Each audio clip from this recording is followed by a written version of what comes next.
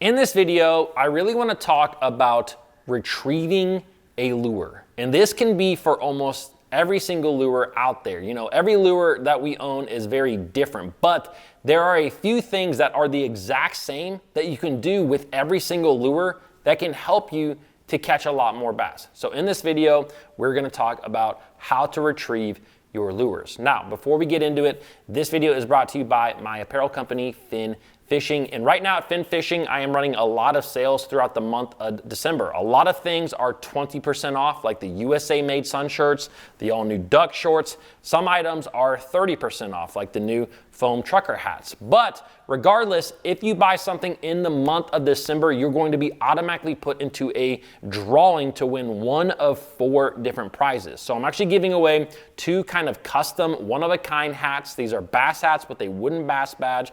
I'm also going to be giving away an Arc Tharp Series grinder rod. This is a crankbait rod that is, I have like 3 or 4 of these. I love this rod. It is a great crankbait rod. And the grand prize winner is going to win an Arc Gravity 7 reel. So all you got to do, simply buy something from Finn Fishing. You will be automatically put into the contest, and I will randomly draw you at the end of the month. So I'm going to leave some links down below in the description. Shopping at Finn Fishing is truly the best way to help support this channel. I greatly appreciate all of you who have done so. All right, let's talk about lure retrieves. Now, as a lot of you guys know, I've been doing 2 videos a day for the last couple of days, and I'll probably continue that on for the next 2 months because I did a video last week and asked you guys to leave me a comment about what you wanted to hear, and it was an overwhelming response. And it's going to take me a little time to get through all these videos, but this was one of the questions that I got asked, was all about lure retrieves. And it just made me think that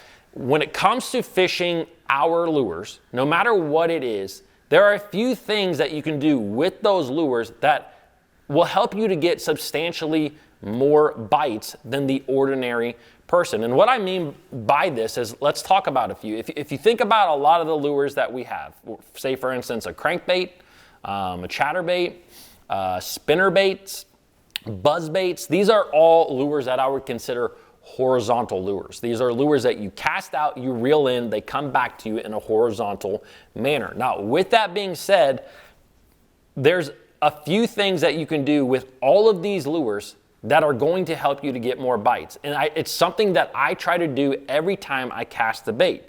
So basically, the one thing that I want to mention is stop and go. I know it sounds super simple, and guess what? It is super simple, but it's a lot of us at times just forget to do it. When you're out there and you're casting a spinner bait or a chatterbait, you might just sit there and reel that thing all the way back to the boat.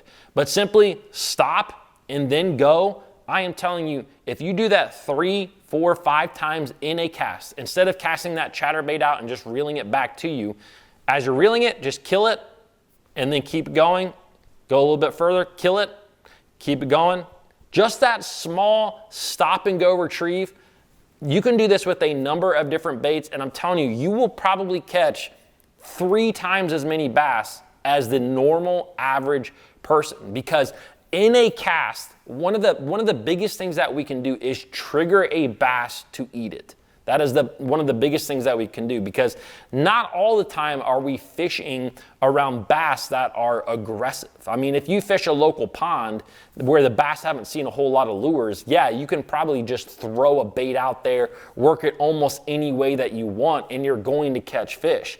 But the more and more fishing that I do, you just realize how pressured these bodies of water are and how that pressure affects bass. So simply stop and go retrieves. I'm telling you, it can be a huge difference in the number of fish that you catch, because that fish a lot of times is not just going to see that bait, go out there and hit it. It will follow that bait for a long time. And so if that bass is following that bait and all of a sudden you stop it, when that bait stops, bass love to hit something when it is falling downward. When you kill it and it falls downward, bam, I mean, you will absolutely get murdered sometimes. And there will be days out there where bass only hit it in that way. And not only does this apply to those lures that fall like that, but also, like I said, topwater lures. if you're fishing, for example, a bait like, this happened to me this year. I was fishing a walking style bait. And just think about everyone who fishes a walking bait. They cast it out and they poof, poof, poof, poof, all the way back to the boat, right? I was fishing on this particular day, and both me and my partner were fishing walking style baits, and I was able to get like 3 or 4 bites, and he didn't get any. And all of these fish came on the exact same retrieve. I would pop that bait, I would kill it, I would just let it sit motionless on the surface of the water, and then I would start my retrieve up. And usually when I started my retrieve up, I would actually increase the pace. So I would kill it, and then I would pop it 3 or 4 times real quick, bam. That is when I got every single bite that day. Every single bite that day came on that exact thing. If you were to cast that bait out and just do the exact same motion all the way back to the boat, you are not going to get bit. Now, I'm not saying that this applies to every single topwater out there, but I'm saying that there are days where you're out there where you will catch fish that no one else can by simply doing a stop and go style retrieve.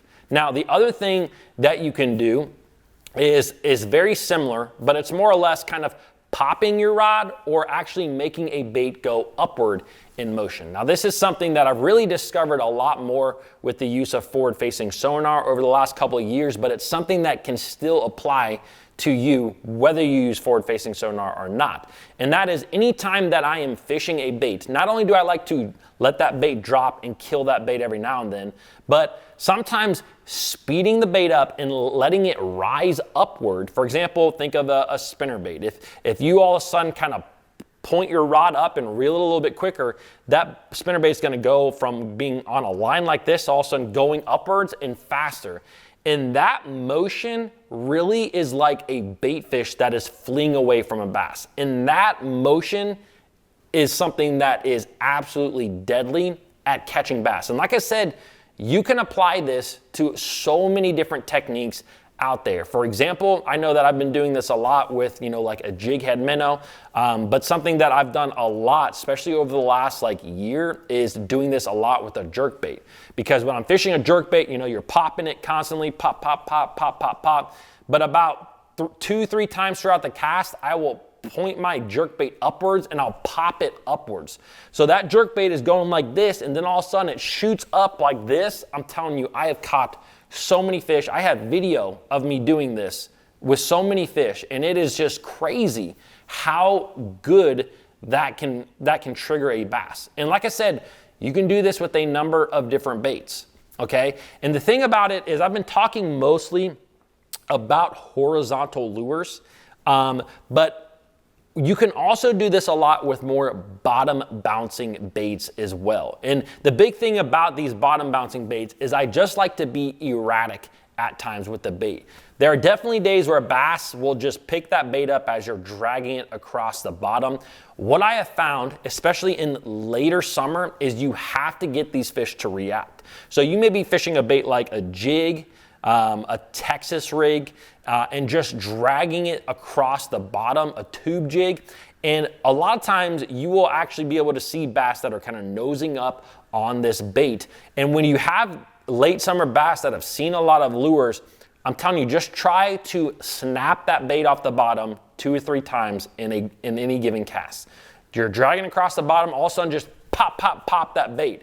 And that bait's gonna go from dragging on the bottom and those fish looking at it to all of a sudden, it shoots off the bottom and they go over there and hit it, okay? And so to me, these are some simple things that you can do in every single cast that you make, and you will start to see patterns develop. You will see days where bass really like a bait doing a certain motion. Maybe it's a stop and go.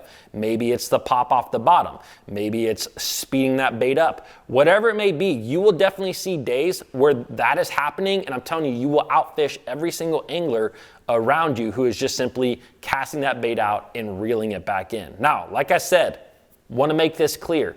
This doesn't always happen. There are days and there are fisheries out there where the bass do not care. And you will catch a bass simply reeling that bait in.